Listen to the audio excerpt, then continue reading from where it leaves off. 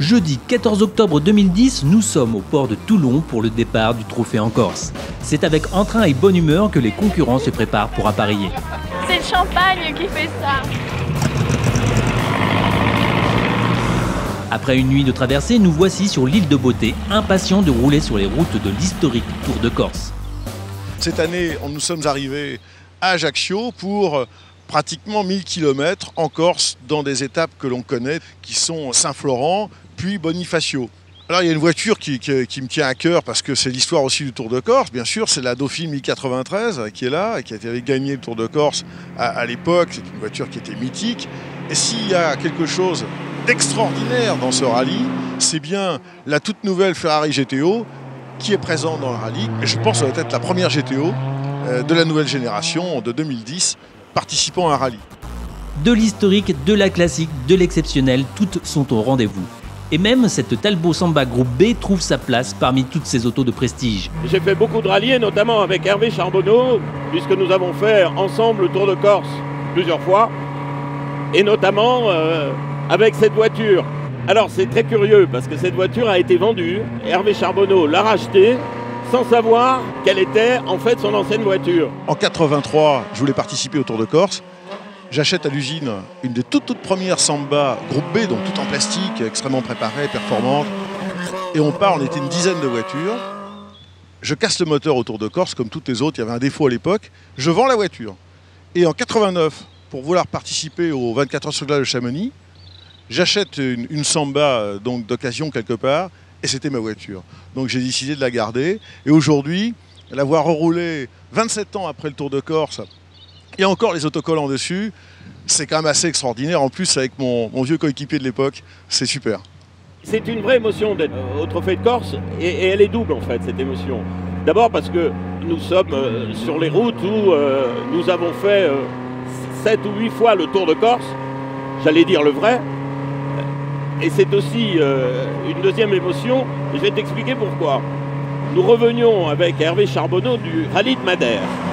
Donc il y a exactement 18 ans. Et Hervé me dit, tiens, j'ai appris que des Anglais veulent organiser en Corse un événement automobile qui serait une évocation du Tour de Corse automobile. Et je me souviens, j'étais dans l'avion, j'ai dit, mais enfin Hervé, j'adore les Anglais bien évidemment. Mais j'ai dit, enfin Hervé, on ne va pas laisser les Anglais venir faire un Tour de Corse en Corse.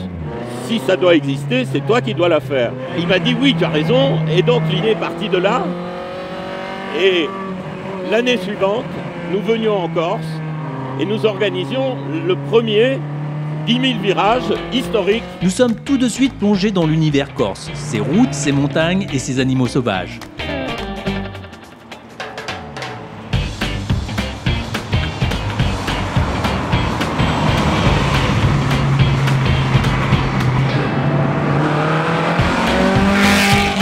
Pour la première étape, nous gravissons 2 cols, puis faisons halte à Piana, arrivée mythique du Tour de Corse.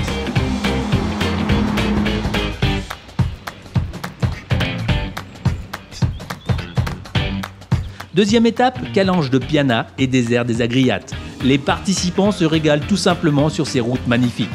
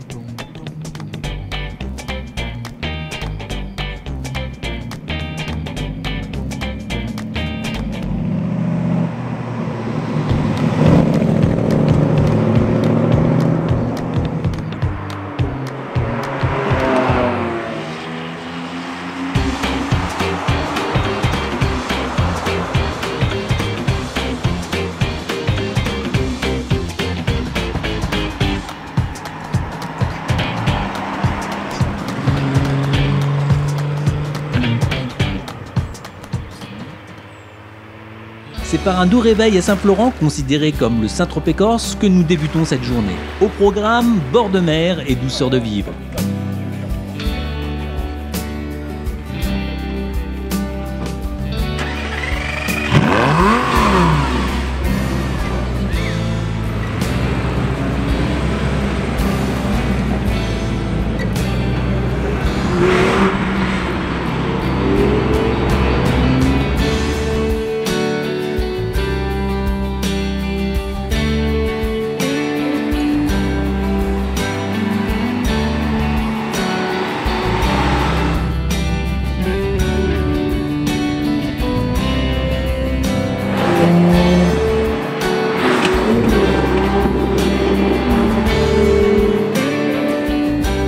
Nous voici à l'île Rousse pour une étape gastronomique bienvenue dans cette ambiance balnéaire.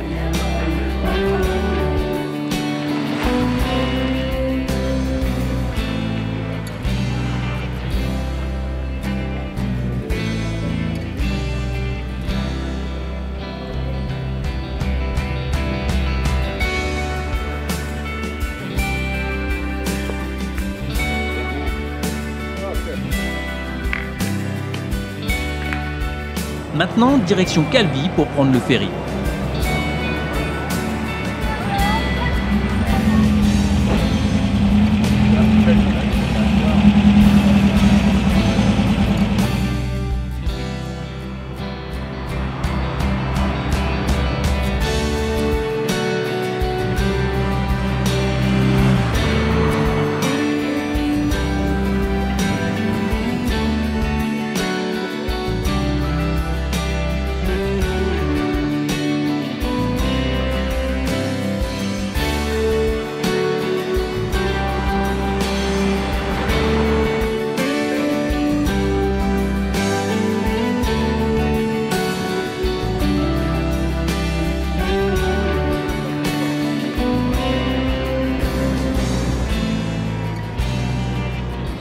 Après un réveil tardif, nous profitons de ces derniers instants dans le port de Bonifacio.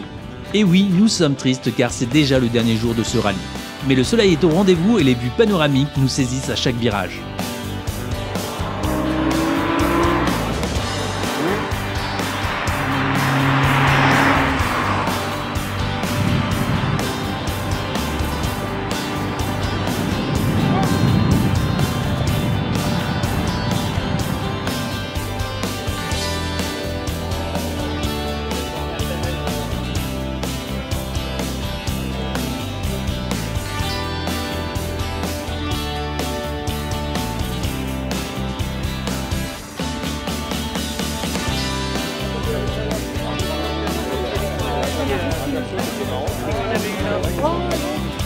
Après une halte de choix dans un ancien relais de diligence de 1875, nous nous engageons sur l'extraordinaire route nationale 197, sur laquelle nous suivons un court moment Jacques Méraldi au volant de cette superbe Stratos Group 4. La Stratos est une voiture mythique qui représentait, disons, dans notre jeunesse, quelque chose d'exceptionnel.